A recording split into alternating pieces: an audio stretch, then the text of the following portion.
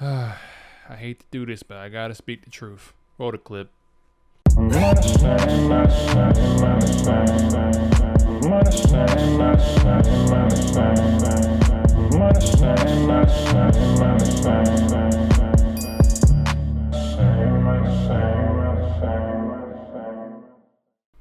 What's going on, YouTube? Y'all know who it is. Welcome back to the channel, guys. I hope you're having a great day. We are back with another video. Today we are talking about Dragon Ball Sparking Zero. Now, I have never said too much about this game on my channel, but I want to discuss my personal grievance with this game. And this video is sadly going to be like my Naruto Storm video, unfortunately. Oh, come on, cheer up. It's not going to be that negative. Alright, let's just get with the video. Alright, well, Sparking Zero is a bit of an interesting case, to say the least. They do give you a story mode that is... It's something. It's Dragon Ball Z, so they're pretty much going to have the same story mode. The only thing different that they added for the story was just the ability to do what ifs. So if you want to play with Goku, they do give you the option to divert from the normal plot. Like, for example, if you want to play with Raditz, you can decide to, instead of playing with jumping in with Piccolo, you can decide to just go ahead and just start fighting Raditz by yourself, etc. That type of thing. So what ifs are a thing in Sparking Zero. It's cool, but I mean, I just wouldn't really think that it's adding too much to the story. If you're really into that kind of thing, that's definitely your call. It is what it is. A story is a story. I got through it. You do get the option to play as Goku Black, Trunks. So the story mode is pretty good. I mean, it's a story mode. You go in there, you do the typical normal plot battles and things like that. Then you get to the super content. And it's pretty much run similar to Raging Blast 1 and 2. One day, Trunks appeared right in front of himself. Huh? Excuse me, who are you? I'm you. It's been a while since I came back to spar in time. I wanted to see how my training was coming. I don't really get it, but I guess you want to fight me. I mean, I don't mind, but I'm really strong. Try not to get too scared. So the world's at peace now, thanks to Gohan beating Cell. But it looks like that peace has made the younger me pretty full of himself. Just so you know, I'm not gonna pull any punches. You ready? Here I go! Bring it on. I'm gonna give you, no, myself, an injection of training from the future.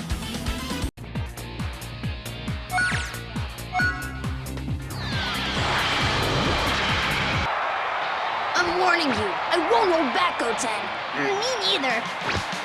But I'm not gonna lie to you, the story mode is decent in this game. I just don't think it's anything too spectacular. It's not doing too much to add to the game, because it is basically the same thing we already have seen before.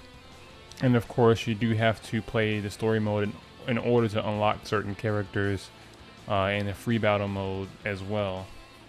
But what differs from Raging Blast is that they actually give you dialogue options that will change the direction of the story. So I really like that aspect of the story mode. An article on Mary Station has more information about the story mode in depth.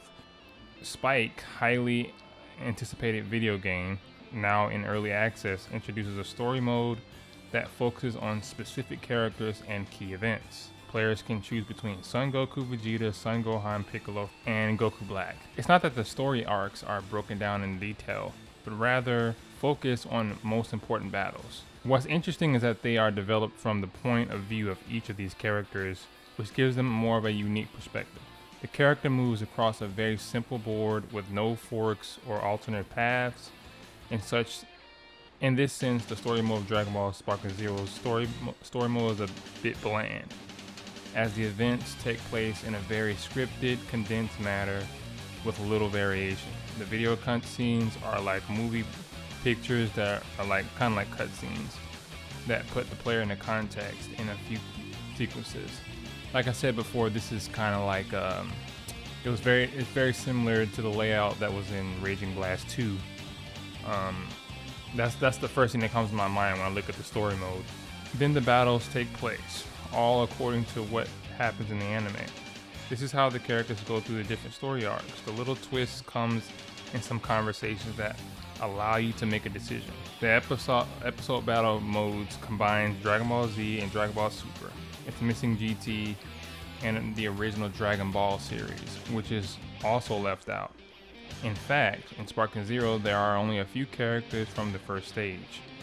The characters from a season pass are still missing, but this pack does not include any new features for the story mode. So yeah, I mean, that's pretty much what the story mode is. It's very linear. You do get a few different variations and choices and dialogue options that create what if timelines. That was, like Raging Blast 1. But it's not too big that it really changes much. But in that aspect, I'd say that the story mode is bland. Just this kind of a linear battle sequence kind of thing that they have put together. But that is pretty much the story mode. It's not that bad. It's not good, but it's not bad. If that's your cup of tea, definitely check it out. Moving on to the free battle mode. Of course, you're gonna have, some type of offline free battle mode for you to just hop in and train a little bit, hop in and see what kind of characters you have unlocked straight out the gate. Interestingly enough, this game does have unlockables, so you do have to play the story mode. You do have to unlock the characters through gameplay. Some other characters are locked behind paywalls and DLC. Other characters, you need to actually play the game and collect Zenny in order to be able to unlock some of those characters in the store, because they have an actual game store that you can actually purchase unlockables in that store for free without having to use any of your real money. And that is such a forsaken concept in gaming today, because that used to be a thing when I was a child, but now it seems like developers only want to nickel and dime you for every little item that you get in the game.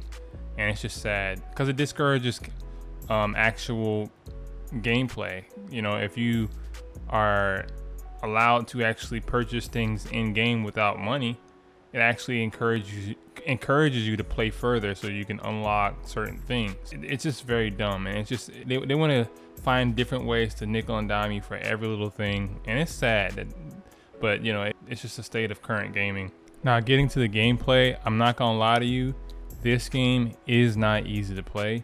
It's simple, but the mechanics in this game are very difficult to get used to, and I'm still not used to it in a way.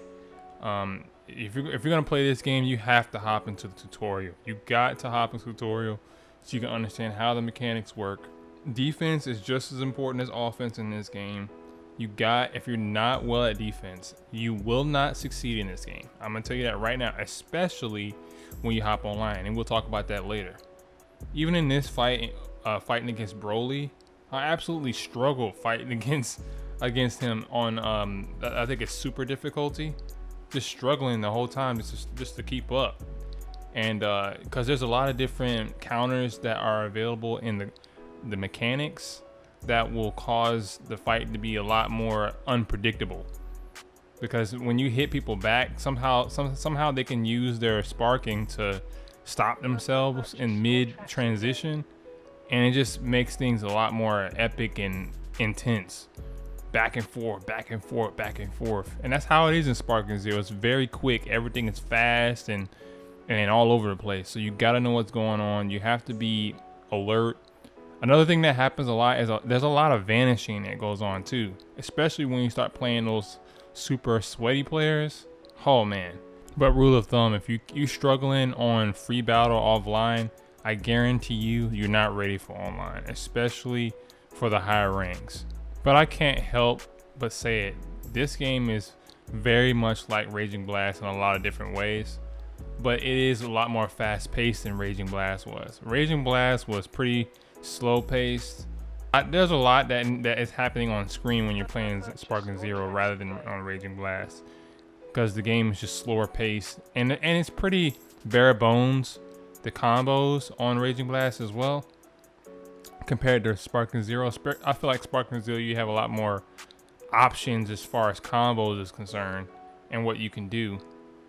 And there's a lot more options for defense, such as Z counters, super counters, perception, deflect, counter perception. They got so much stuff that you can, there's so many defensive options as far as in gameplay compared to Raging Blast. It's just like a whole different world. Also, the addition of the ability to fight gigantic characters is another add that they've decided to place into the game, which is funny, but I mean, I guess that's going to be a thing in here. For those of you that want to play as gigantic characters, I guess you have the option to do that.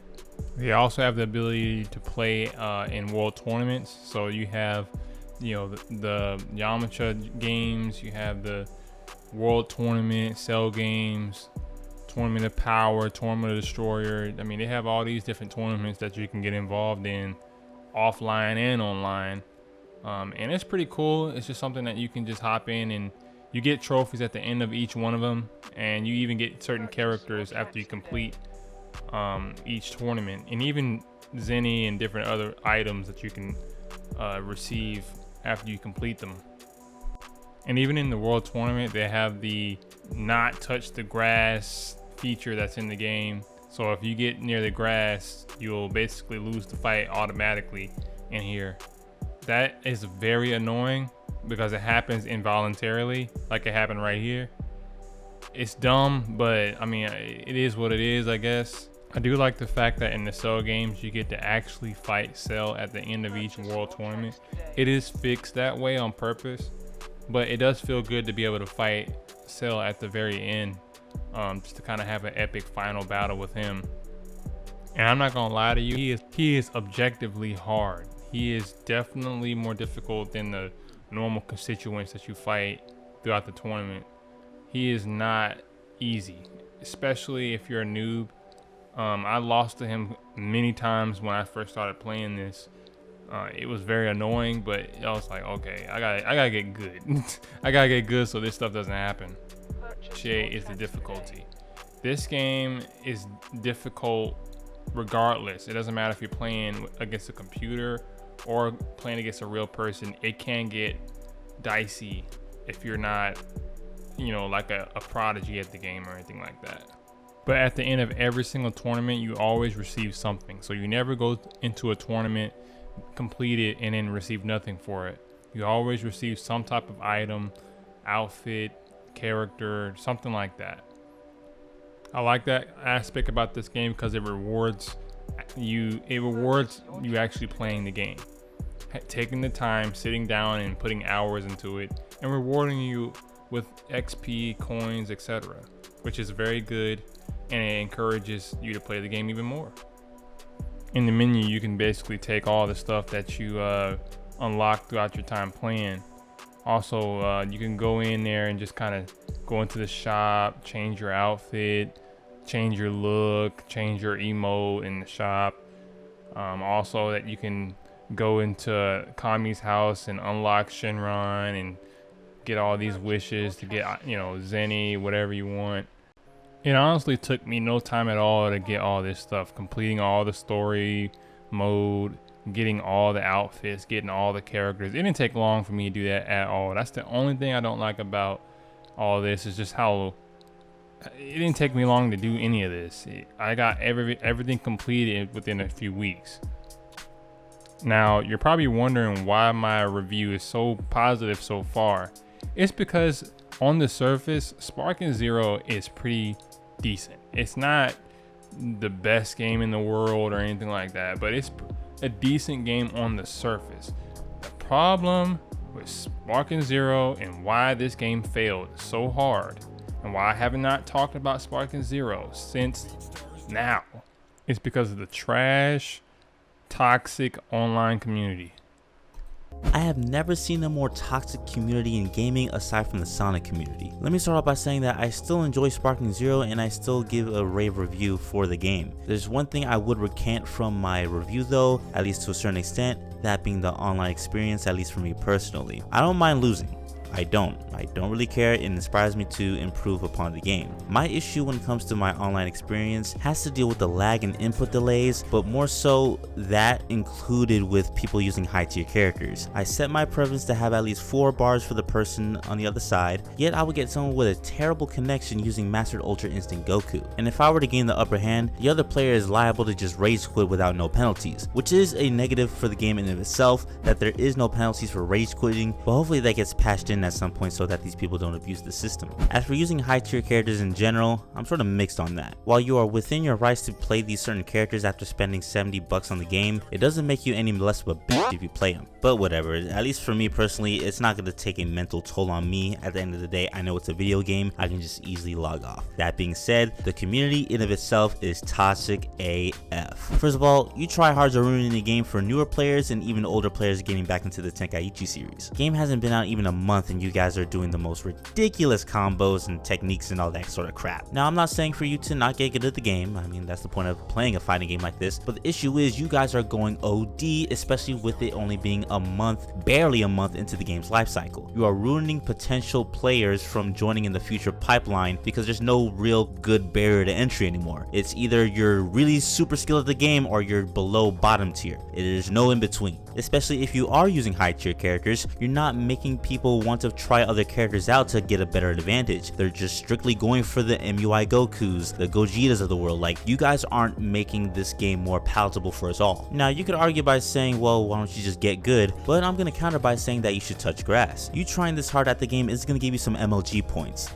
Speaking of which, if it hasn't been made clear already, this game is supposed to be unbalanced. It makes sense why Krillin in this game is different from Krillin in Dragon Ball FighterZ, since FighterZ is supposed to be a more traditional fighting game, while this 3D arena game is supposed to be unbalanced. I bring this up to say that no one is going to be wanting to see this game competitively speaking, so there's no point in trying this hard at the game, ruining it for everyone. There was already a tournament had for this game, and apparently it lasted over 40 minutes in the final match. That is ridiculous. No game should last that long. Seeing multiple after images for 2 minutes straight isn't going to go well at EVO. This game is meant to just have fun, not for real true competitiveness, so chill out. It also doesn't help with real human connections as well. I've seen new players try to get into the game in their community, whether it be their YouTube or Twitch channels, and people are just raving on them for sucking at the game as if it's not their first time, which it is. This is bad because it's going to turn people away from the game in general for the long term, and this game is going to die out quicker. Now, I don't think this game will fully die out because number one, it's Dragon Ball and Xenoverse is still around.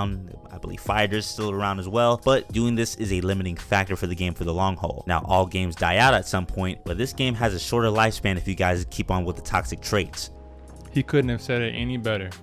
I'm not gonna lie to you, that is exactly my experience when I hop online. It is absolutely a joke. I really can't hop online much at all because if you're a beginner, you really honestly have no chance against the people's tactics. Like, they already have their strategy or how they're gonna cheese you out of the W already set up, and you're over here trying to learn how to even deal with the lag, and he's over here just wailing you out, and there's nothing you can do about it because he's got a fusion character who's OP and he already knows what his moves are. So you're screwed no matter what, especially if you're still getting used to the mechanics of the game. And like I said before, the lag just makes things much worse. So this is probably one of the biggest reasons why folks are done with the game, even though the game hasn't even been out a year yet. And I don't know if the game is going to be able to survive a year. This game honestly managed to fall way harder and way quicker than Naruto Storm did. And I really don't understand how, because the production of this game, as far as like in my personal opinion, this game is a billion times better than Storm Connections. But like I said, this is a new IP and people were expecting a lot from this game. And for it to be people to be let down like this, I guess people are just kind of tired of it. They really are not going to give this game the same amount of mercy that they gave Storm, because at least Storm was, I mean, it was trash, but at least it on the surface level, it was the same thing as Storm 4. And at least on that basis, you can give it some type of credit. But to put it plainly, Sparking Zero is wasted potential, and they, for the most part, completely ruined their opportunity to create a fad. And they did for a while had this little, fad going on TikTok for the game, and the game was getting popular for a little while. But that's just how games run. They have their little shine moment, and then people begin to just throw the game aside and go to the next thing.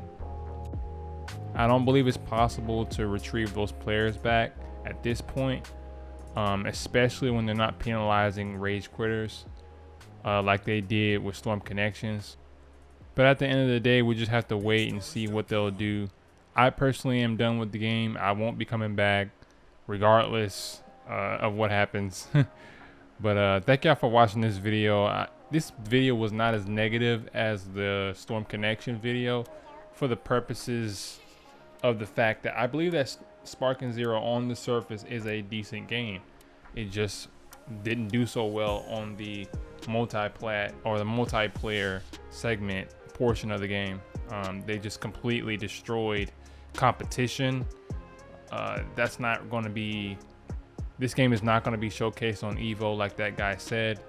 So I mean, for that purpose alone, I think this game is already not going to be something that people are going to want to pick up and play later down the line. I think this game has had its time, and it is what it is. But anyways, thank y'all for watching this video, and stay tuned for the next one, and I'm gonna see y'all in the next one. God bless.